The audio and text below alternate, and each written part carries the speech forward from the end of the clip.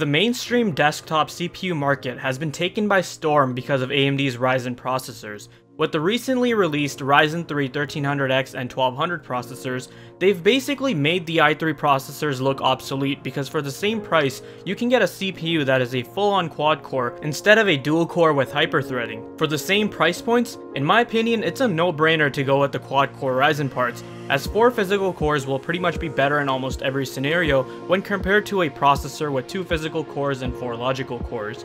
The higher-end Core i5 processors such as the 7500 and 7600K are a tougher sell now, due to the fact that for the same price, you can get a Ryzen 5 1600 or 1600X, which offer 2 more cores and 8 more threads. These are 6-core 12-thread CPUs which trade blows with processors from Intel's high-end desktop lineup. Steve over at Hardware Unboxed showed some benchmarks with the Ryzen 5 1600 offering very comparable performance when compared to Intel's Skylake X 7800X 6-core processor. When you see statistics like these, the 6-core Ryzen 5 just looks so much more appealing, are much more versatile, offering a good balance between gaming and productivity workloads, and just deliver a better price to performance ratio. And in the high-end area of the mainstream platform, the 7700K, although still the best gaming CPU, has the Ryzen 7 1700 trailing right behind it, while also providing significantly better performance in professional applications, and when overclocked performs identically to the 1800X, which is much more expensive. Apart from the Pentium G4560 and i7 7700K, the rest of the mainstream market is just dominated and occupied with Ryzen processors because of how much better value and features they are offering. We're also not just talking about high core count here. Features such as the whole stack of Ryzen processors, having unlocked multipliers, or the fact that you can overclock on cheaper budget chipsets such as the B350 chipset go a long way. The stock coolers that AMD supplies with some of those CPUs are also fantastic. Just recently, I helped my friend build a new gaming PC with a Ryzen 5 1600, and we were able to overclock his CPU with the stock cooler and had no problems working with it. These were all things that we wished Intel was offering with their CPUs as well, and we really didn't realize how much more convenient they were until we experienced them with AMD's Ryzen processors. Alright, so I bet you're thinking, well that's great and all, we get it, Ryzen rocks, but what's your point? Well, what I wanted to discuss in this video were some things that Intel could do with their upcoming Coffee Lake CPUs to gain back some popularity in the mainstream segment. What? After all the great things you said about AMD and Ryzen, you want the evil emperor Intel to succeed? I knew it, you're an Intel shill all along. Okay, before I continue, let me just say that I am an individual who does not shop by brand loyalty. I simply buy products which I believe give me the best bang for my dollar, which offer a good value for my money. That's simply all there is to it.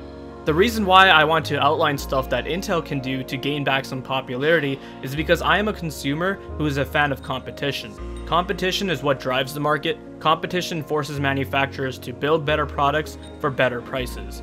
I mean, you've seen that firsthand now. In the end, whatever the outcome is from competition, we the consumers are the winners, because we're on the receiving end of it all. Now in my last video, I said I wanted to upgrade to a i7 7700K before I had taken Ryzen into consideration.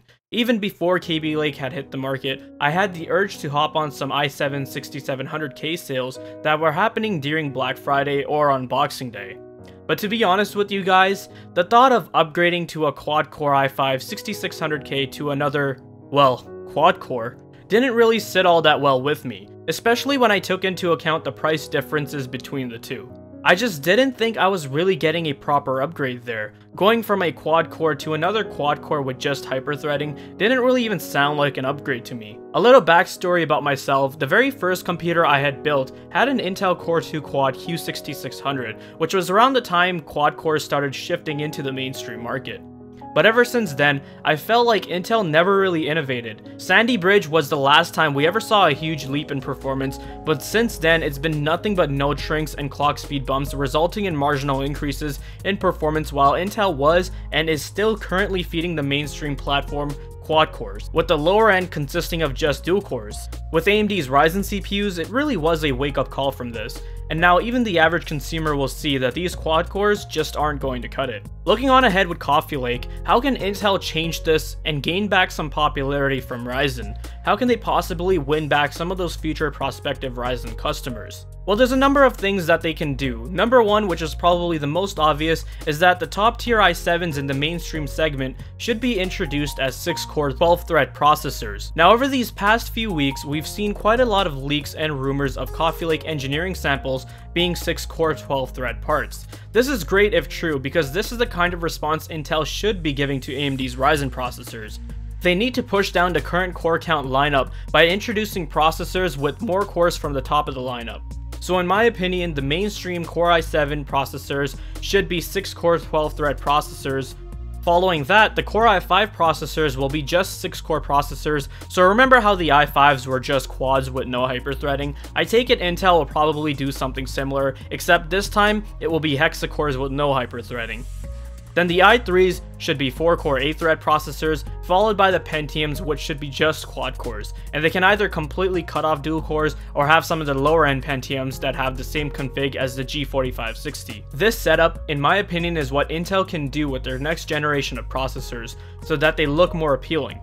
Moving forward, games and applications are taking advantage of higher core and thread count CPUs, so it's about time Intel's mainstream processor lineup had its configuration changed to adapt towards future applications. I also think that this is something that will most likely happen out of any other possibility, probably not in the same exact situation as I described it as, but perhaps something similar. The second thing that Intel can do to make their processors look more appealing is that they should implement unlocked multipliers for the whole stack. They should also make it so that you would have the ability to overclock on lower end boards, not just the Z270 or Z370 motherboards. What they can do is differentiate and segment through different features, such as the Z370 boards allowing for higher end features, beefier VRMs, lots of SATA ports, whereas more budget boards could have limited I/O options, a basic power design, and etc. However, I think this will be less likely to happen, and knowing Intel, they'll be quite reluctant on this, as they love to have as many SKUs as possible, and segment in ways where consumers will be incentivized to purchase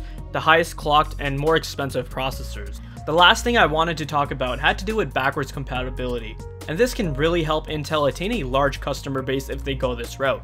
From some of the leaks that have been floating around, we saw the Coffee Lake engineering samples being used on an LGA1151 socket.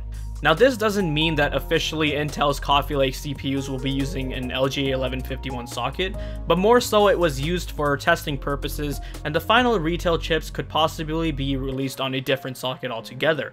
I hope that Intel realizes that if they do end up releasing Coffee Lake on the 1151 socket, they'd have a lot more prospective buyers.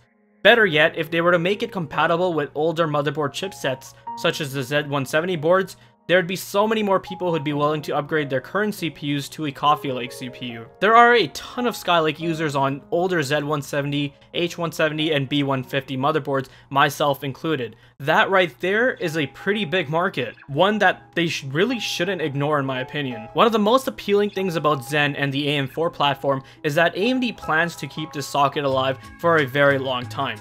The fact that if I wanted to upgrade my processor in the future, all I would have to do is just drop a new CPU into the motherboard without having to worry about anything else besides probably a BIOS update, and that sounds fantastic, convenient, and very appealing. Think about it.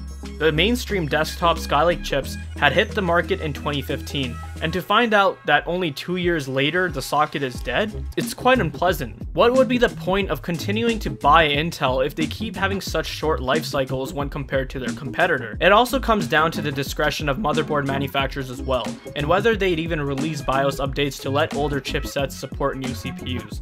But there are a lot of people out there who are rocking i3 6100s, 6600Ks, and 6700Ks that would love the idea of being able to drop a 6-core, 12-thread CPU without having to purchase a new motherboard. Even if there are some specific features that are disabled on Z170 or H170 motherboards, at least they'd still be able to buy them and use them, and I think that can go a long way.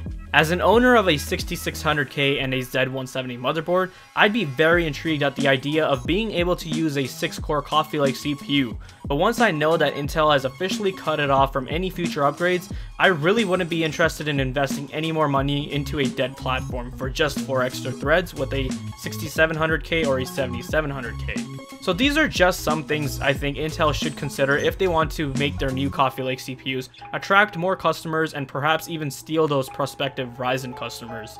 If you guys found this video to be interesting and informative, then leave a like. Leave your questions, thoughts, comments down below in the video description, and if you're interested in seeing more content like this, then hit that subscribe button. Thanks for watching guys, take care, and I'll see you in the next one.